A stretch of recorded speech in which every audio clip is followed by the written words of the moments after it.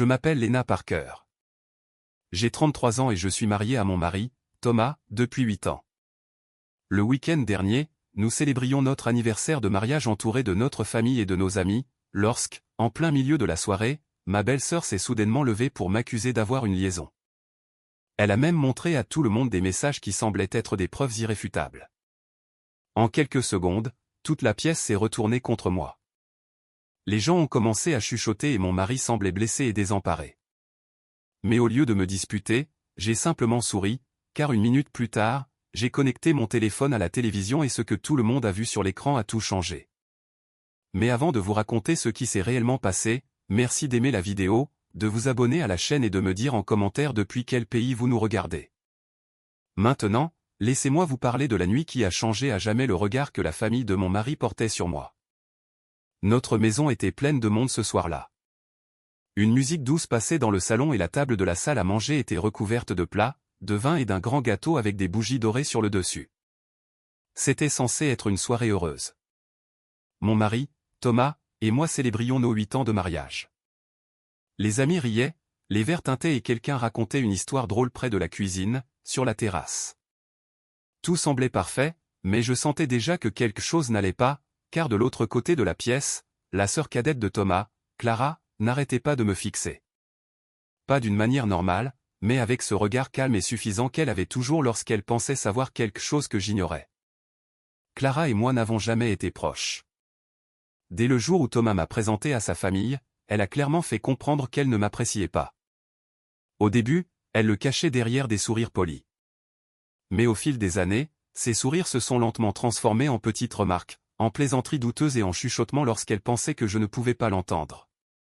Tu as de la chance que Thomas s'occupe si bien de toi. Tu dois aimer vivre une vie aussi facile. Tu as fait un très beau mariage. Ce genre de mots qui semblent anodins pour les autres, mais qui cachent des lames tranchantes. Pendant des années, j'ai ignoré cela en me disant que ça ne valait pas la peine de se battre. Mais ce soir-là, il y avait quelque chose de différent chez Clara. Elle avait l'air confiante, comme si elle attendait ce moment depuis longtemps.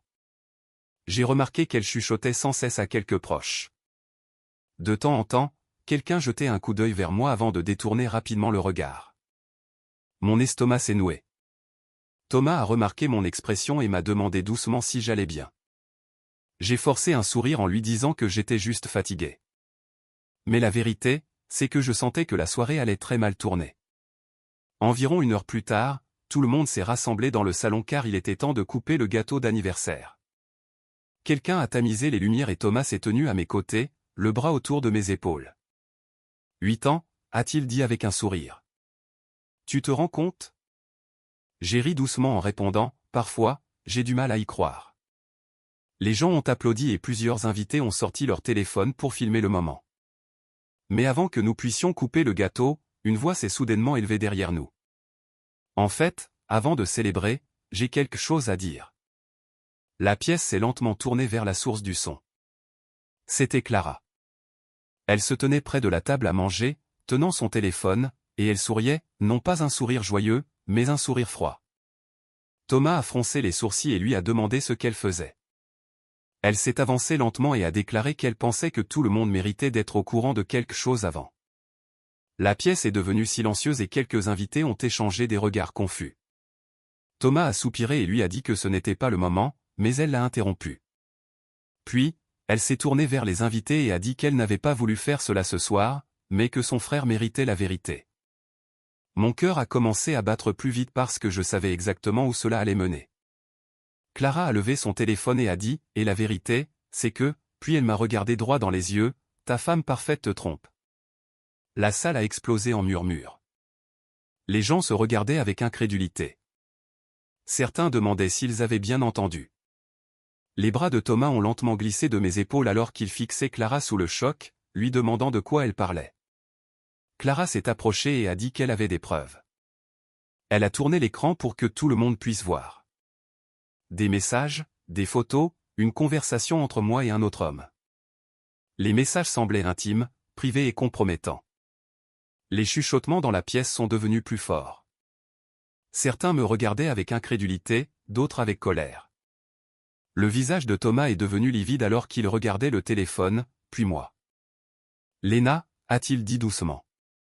Pendant un instant, j'ai eu l'impression que toute la pièce se mettait à tourner. Clara observait mon visage avec attention, espérant que je panique, que je pleure ou que je commence à me justifier, mais au lieu de cela, j'ai pris une profonde inspiration et j'ai souri. Clara a cligné des yeux. Elle ne s'attendait clairement pas à cette réaction. « Pourquoi souris-tu » a-t-elle demandé sèchement. Je l'ai regardé calmement, puis les invités, puis Thomas, et enfin Clara à nouveau. La vérité, c'est que ces messages ne me faisaient pas peur du tout, car une semaine plus tôt, j'avais déjà découvert quelque chose de très intéressant, et Clara n'en avait aucune idée. J'ai déposé doucement le couteau à gâteau sur la table. Puis, j'ai regardé la grande télévision fixée au mur de notre salon et j'ai dit quelque chose qui a fait disparaître le sourire confiant de Clara. « Puisque tu as apporté ton téléphone, » ai-je dit calmement, « pourquoi ne pas le connecter à la télévision ?»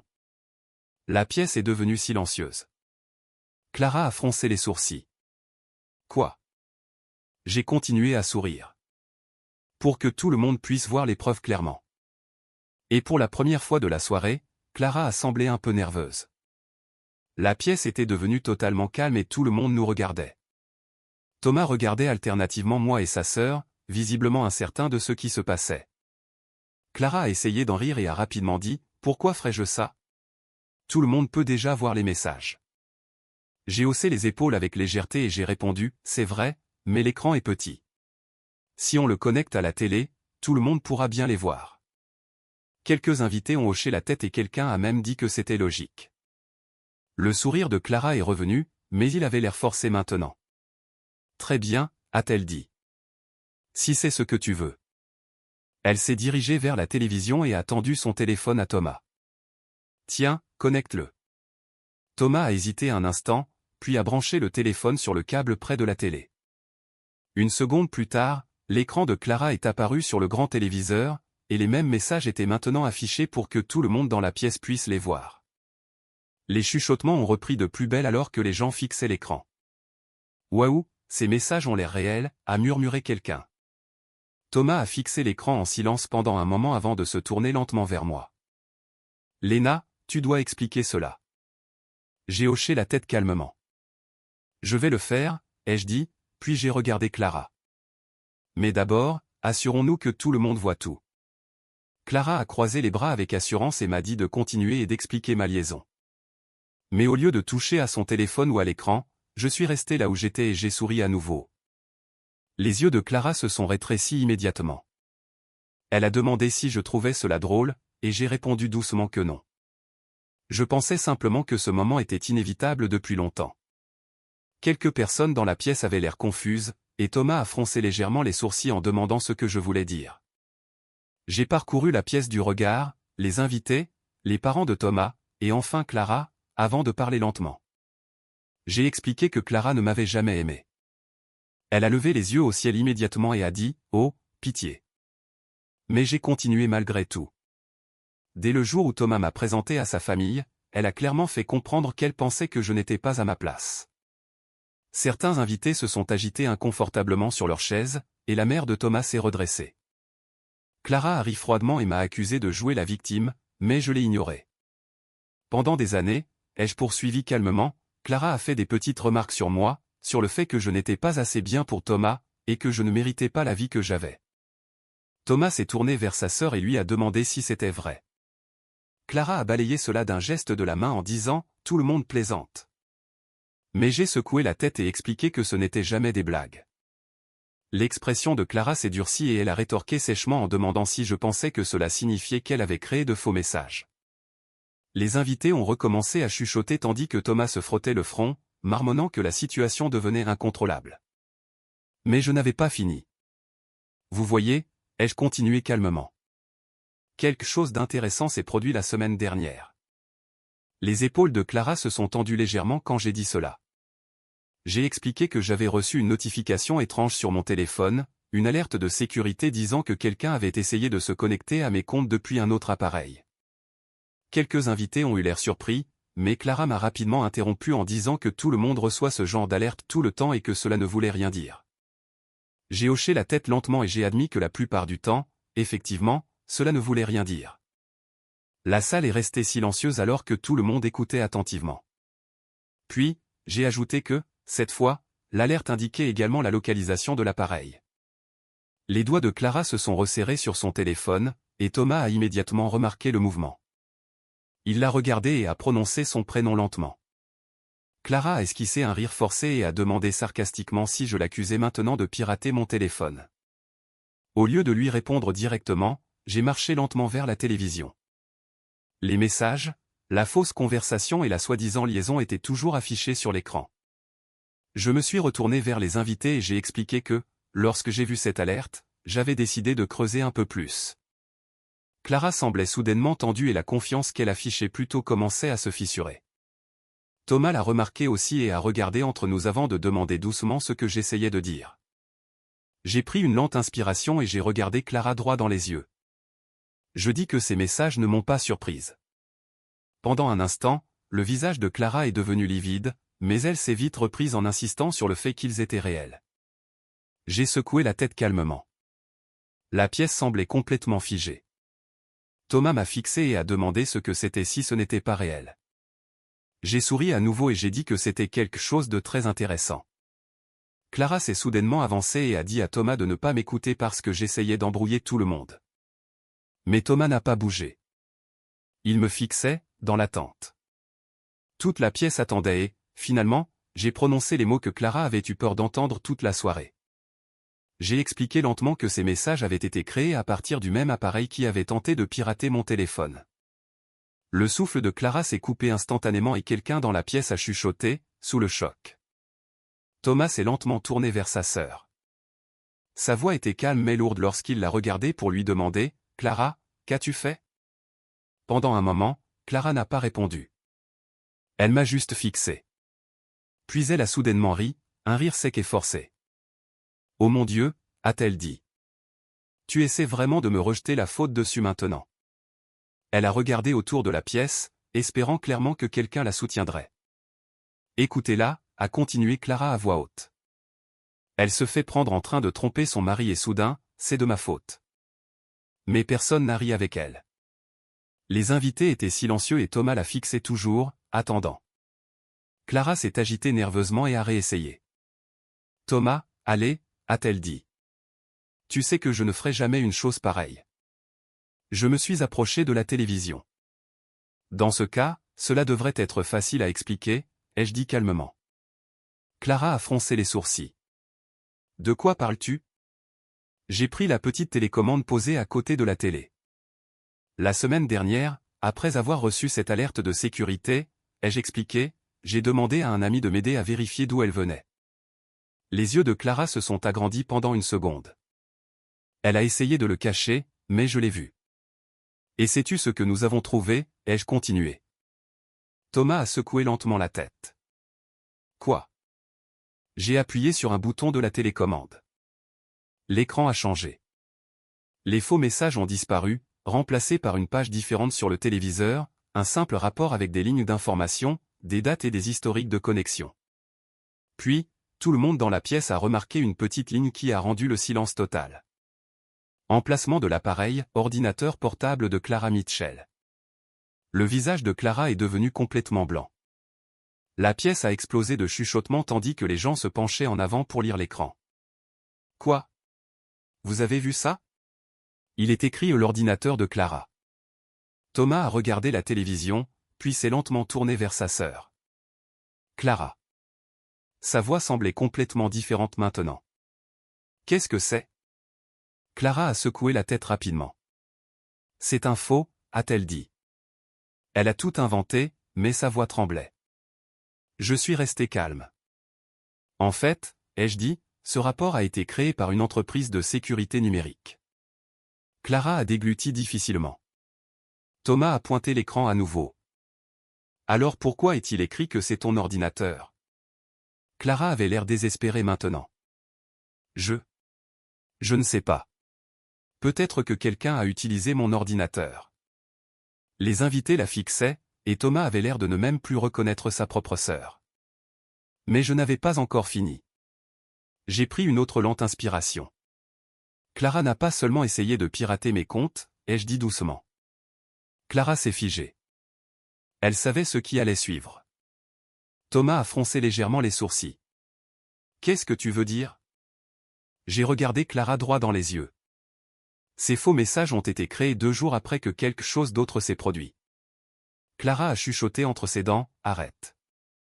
Mais j'ai continué. 2 jours après que j'ai découvert que de l'argent manquait sur le compte de l'entreprise familiale. Thomas a cligné des yeux, confus. Quoi? La voix de Clara est soudainement montée d'un ton. C'est faux. J'ai appuyé sur un autre bouton de la télécommande. L'écran a encore changé. Cette fois, il affichait des relevés bancaires, plusieurs virements déplaçant de l'argent du compte de l'entreprise familiale. Chacun était associé au même nom, Clara Mitchell. La pièce est tombée dans un silence stupéfait. Thomas fixait l'écran comme s'il ne pouvait plus respirer, tandis que sa mère se couvrait la bouche, choquée. Clara, a-t-elle murmuré. Clara regardait autour de la pièce avec folie. Vous ne comprenez pas, a-t-elle crié. Mais Thomas a finalement parlé. Sa voix était calme mais lourde. Combien? Clara n'a pas répondu. Le ton de Thomas est devenu plus dur. Combien d'argent as-tu pris? Les épaules de Clara ont commencé à trembler. Quelques virements, a-t-elle dit faiblement. J'ai parlé calmement. C'était plus de 80 000 euros. Des hoquets de surprise ont parcouru la pièce. Thomas a fermé les yeux un instant, puis a regardé sa sœur à nouveau. Donc, tu as volé dans l'entreprise familiale, a-t-il dit lentement, et quand Lena l'a découvert, tu as essayé de détruire son mariage. Le visage de Clara s'est tordu de colère. Je l'ai fait pour toi, a-t-elle hurlé. Thomas avait l'air stupéfait. Pour moi. Oui, a crié Clara. Elle allait te retourner contre ta propre famille. Thomas l'a fixé comme s'il n'arrivait pas à croire ce qu'il entendait. Puis il a secoué lentement la tête. Non, a-t-il dit doucement. Tu as fait tout cela pour toi-même. Les yeux de Clara se sont remplis de larmes, mais personne ne l'a défendu. Personne ne l'a soutenu. La vérité était maintenant là, sous les yeux de tous, sur l'écran. Pendant un long moment, la pièce est restée totalement silencieuse. Finalement, Thomas s'est tourné vers moi. Son expression avait changé. La confusion avait disparu, remplacée par du regret. Lena, a-t-il dit doucement. Je suis désolé. J'ai hoché la tête doucement. Je sais. Thomas a jeté un dernier coup d'œil à la télévision, puis s'est tourné vers sa sœur une dernière fois. Tu dois partir, a-t-il dit. Clara a regardé la pièce désespérément, mais personne ne l'a retenue. Lentement, elle a ramassé son sac et s'est dirigée vers la porte. Lorsque celle-ci s'est finalement refermée derrière elle, l'atmosphère de la pièce semblait différente. Les chuchotements avaient cessé. La tension s'était évaporée. Thomas est revenu à mes côtés et a pris doucement ma main. Cette fois, il ne l'a pas lâchée. Après un moment, l'un de nos amis a raclé sa gorge avec gêne et a dit « Alors, on coupe toujours ce gâteau ?» Quelques personnes ont ri nerveusement. Thomas m'a regardé et a demandé doucement « Tu veux toujours célébrer ?» J'ai souri. Oui, ai-je dit. Parce que cette nuit n'était plus seulement notre anniversaire. C'était la nuit où la vérité a enfin éclaté et où la personne qui a essayé de détruire ma vie a fini par s'exposer elle-même devant tout le monde.